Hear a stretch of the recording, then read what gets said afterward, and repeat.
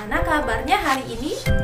Ustazah selalu doakan agar anak-anak selalu dalam keadaan sehat, ceria, dan semangat. Anak-anak, hari ini kita akan belajar tentang pendidikan agama Islam, yaitu tentang kisah Nabi Lut alaihi salam. Nah, tapi sebelum kita mendengarkan ceritanya, marilah kita berdoa terlebih dahulu agar apa yang kita pelajari hari ini bermanfaat dan berkah untuk kita semua. Berdoa dimulai. A'udzu billahi minasyaitonir rajim. Bismillahirrahmanirrahim. Rabbi zidni ilma warzuqni fahma. Amin ya rabbal alamin. Anak-anak yang soleh dan solihah, hari ini kita akan mendengarkan tentang kisah Nabi Lut alaihi salam. Nah, mungkin di antara anak-anak sudah ada yang pernah mendengar ceritanya atau pernah membaca ceritanya. Baiklah, nanti Ustazah akan ceritakan kembali kepada anak-anak. Kisah Nabi Lut alaihi salam. Anak-anak, Nabi Lut alaihi salam ini adalah anak saudara dari Nabi Ibrahim alaihi salam. Nah, ayahnya yang bernama Haran bin Tareh. Nah, dikisahkan dalam ceritanya bahwa Nabi Lut alaihi salam ini diperintahkan oleh Allah Subhanahu wa taala untuk berdakwah kepada kaum Sodom. Nah, yang banyak melakukan penyimpangan besar. Mereka banyak yang memilih pasangan dari sesama jenisnya. Bahkan juga berani menantang Nabi Lut untuk menurunkan azab Allah Subhanahu wa taala. Nah, Nabi Lut alaihissalam ini tinggal di kota apa ya? Ada yang tahu? Ya, kota Sodom. Nah, penduduk di kota ini masih banyak yang melakukan penyimpangan. Nah, buktinya saja masih terjadi perampokan, pencurian di kota ini. Nah, selama tinggal di kota Sodom ini, Nabi Lut berdakwah dengan santun.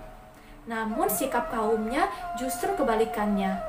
Mereka banyak yang mendustakan ajaran Nabi Lut dan tidak menghiraukan perkataannya. Wahai kaumku, mengapa kalian tidak bertakwa? Sesungguhnya aku adalah seorang rasul kepercayaan yang diutus kepadamu. Bertakwalah kepada Allah dan taatlah kepadaku. Shh, bicara apa sih dia? Entahlah, wahai saudaraku, aku bosan sekali mendengar Lut mengoceh tentang keimanannya itu. Mereka terus saja mengobrol dan seolah-olah tidak mendengarkan perkataan Nabi Lut. Wahai kaumku, aku sekali-kali tidak minta upah kepadamu atas ajakan mulia ini. Jadi, engkau kemari minta upah kepada kami? Ini, ambillah. Kebetulan aku punya banyak uang dari hasil rampasan para musafir. Astaghfirullahaladzim. Sesungguhnya, mengambil hak orang lain adalah perbuatan yang zalim. Wahai kaumku, segera bertaubatlah kalian. Kemudian, Nabi Lut meninggalkan tempat itu dengan perasaan hancur. Tidak sekali, dua kali mereka bersikap buruk kepada Nabi Lut. Namun, Nabi Lut tidak pernah berputus asa. Beliau terus berdoa kepada Allah Subhanahu wa taala agar Allah membukakan pintu hatinya.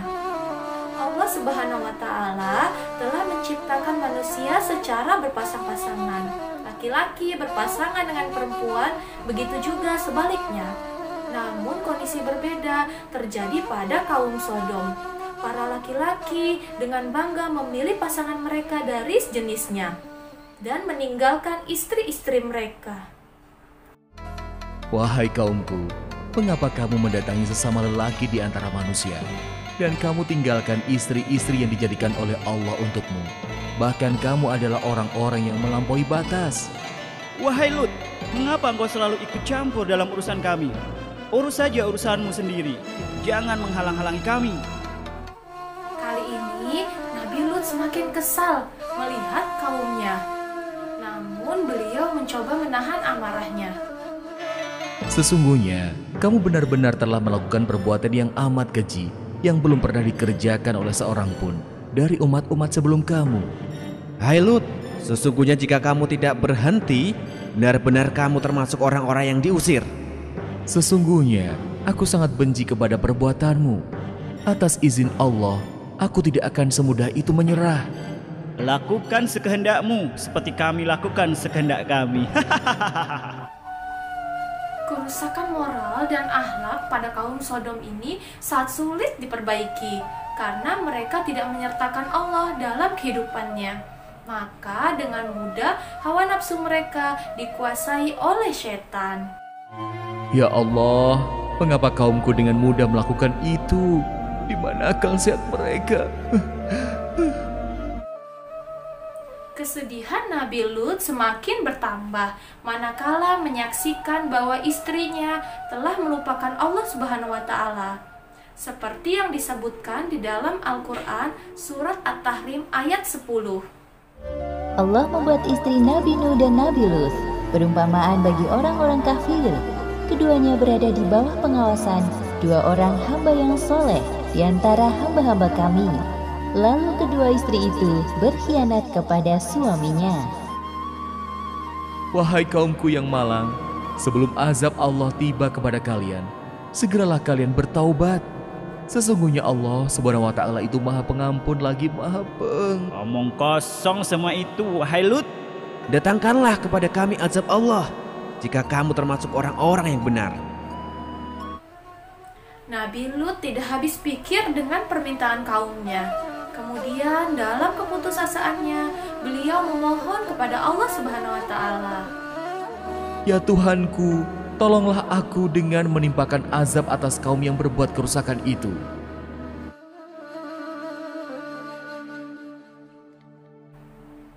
Beberapa hari kemudian, datanglah 3 malaikat ke rumah Nabi Lut. Mereka menyamar sebagai manusia yang rupawan. Tidak ada yang mengetahui tamu Nabi Lut kecuali istrinya yang durhaka. Namun istri Nabi Lut malah memberitahukan tamu-tamu suaminya kepada kaum Sodom. Tak lama kemudian terdengar suara ketukan dari luar.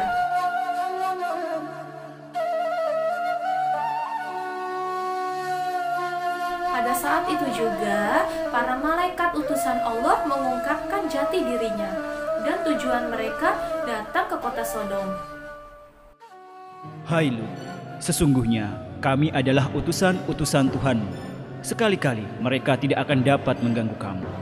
Sebab itu, pergilah dengan membawa keluarga dan pengikut-pengikut kamu yang tertinggal kecuali istrimu. Buka pintunya, wahai Lut. Kami tahu engkau ada di dalam. Ada apa ini? Mengapa kalian bersikap seperti ini? Wahai Lut, kami dengar dari istrimu bahwa hari ini engkau kedatangan tamu-tamu yang rupawan. Sesungguhnya mereka adalah tamuku, maka janganlah kamu mempermalukanku. Jadi, engkau memang sengaja menyembunyikan mereka? Hah? Wahai kaumku, bertakwalah kepada Allah dan janganlah kamu membuat aku terhina. Pada malam itu juga, Nabi Lut beserta kaumnya yang beriman meninggalkan kota Sodom. Suara apa ini?